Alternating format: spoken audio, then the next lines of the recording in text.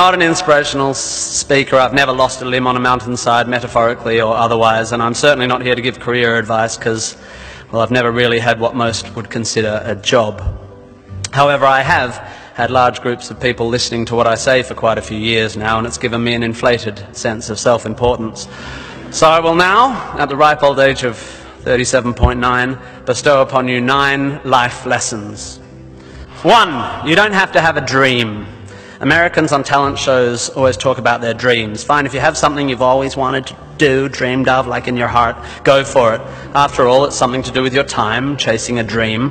And if it's a big enough one, it'll take you most of your life to achieve, so by the time you get to it and are staring into the abyss of the meaninglessness of your achievement, you'll be almost dead, so it won't matter.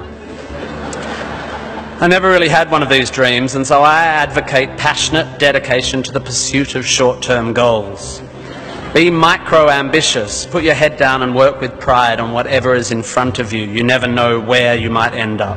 Just be aware the next worthy pursuit will probably appear in your periphery, which is why you should be careful of long-term dreams. If you focus too far in front of you, you won't see the shiny thing out the corner of your eye.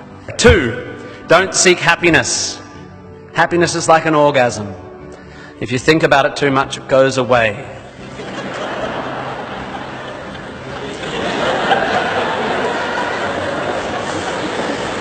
Keep busy and aim to make someone else happy, and you might find you get some as a side effect. We didn't evolve to be constantly content. Contented Homo erectus got eaten before passing on their genes.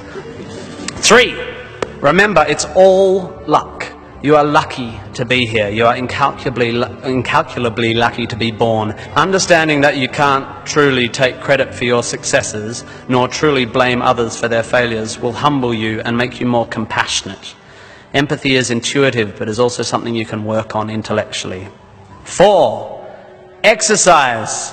I'm sorry, you pasty, pale, smoking philosophy grads, arching your eyebrows into a Cartesian curve as you watch the human movement mob winding their way through the miniature traffic cones of their existence. You are wrong and they are right. Well, you're half right. You think, therefore you are, but also you jog, therefore you sleep, therefore you're not overwhelmed by existential angst. You can't be can't, and you don't want to be. Play a sport, do yoga, pump iron, run, whatever, but take care of your body. You're going to need it. Most of you mob are going to live to nearly 100, and even the poorest of you will achieve a level of wealth that most humans throughout history could not have dreamed of. And this long, luxurious life ahead of you is going to make you depressed. 5. Be hard on your opinions. A famous bon mot asserts that opinions are like arseholes, and that everyone has one. There is great wisdom in this, but I would add that opinions differ significantly from arseholes, and that yours should be constantly and thoroughly examined.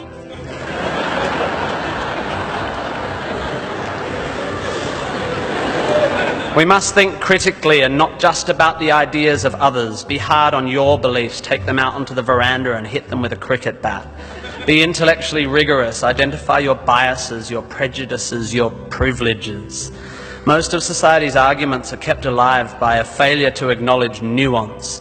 We tend to generate false dichotomies and then try to argue one point using 2 entirely different sets of assumptions, like 2 tennis players trying to win a match by hitting beautifully executed shots from either end of separate tennis courts. 6. Be a teacher, please, please, please be a teacher. Teachers are the most admirable and important people in the world. You don't have to do it forever, but if you're in doubt about what to do, be an amazing teacher. Even if you're not a teacher, be a teacher. Share your ideas. Don't take for granted your education. Rejoice in what you learn and spray it. 7. Define yourself by what you love. I found myself doing this thing a bit recently where if someone asks me what sort of music I like, I say, well, I don't listen to the radio because pop song lyrics annoy me. Or if someone asks me what food I like, I say, I think truffle oil is overused and slightly obnoxious. And I see it all the time online, people whose idea of being part of a subculture is to hate Coldplay or football or feminists or the Liberal Party. We have a tendency to define ourselves in opposition to stuff. As a comedian, I make my living out of it. But try to also express your passion for things you love. Be demonstrative and generous in your praise of those you admire. Send thank you cards and give standing ovations. Be pro stuff, not just anti stuff. 8, respect people with less power than you.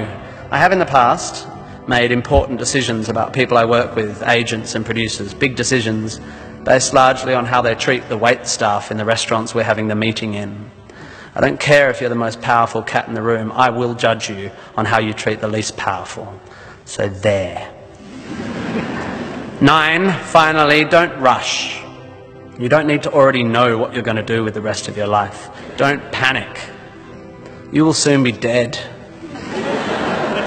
Life will sometimes seem long and tough, and God, it's tiring. And you will sometimes be happy and sometimes sad, and then you'll be old, and then you'll be dead. There is only one sensible thing to do with this empty existence, and that is fill it. Not fill it, fill it. Life is best filled by learning as much as you can about as much as you can, taking pride in whatever you're doing, having compassion, sharing ideas, running, being enthusiastic. And then there's love and travel and wine and sex and art and kids and giving and mountain climbing, but you know all that stuff already. It's an incredibly exciting thing, this one meaningless life of yours. Good luck, and thank you for indulging me.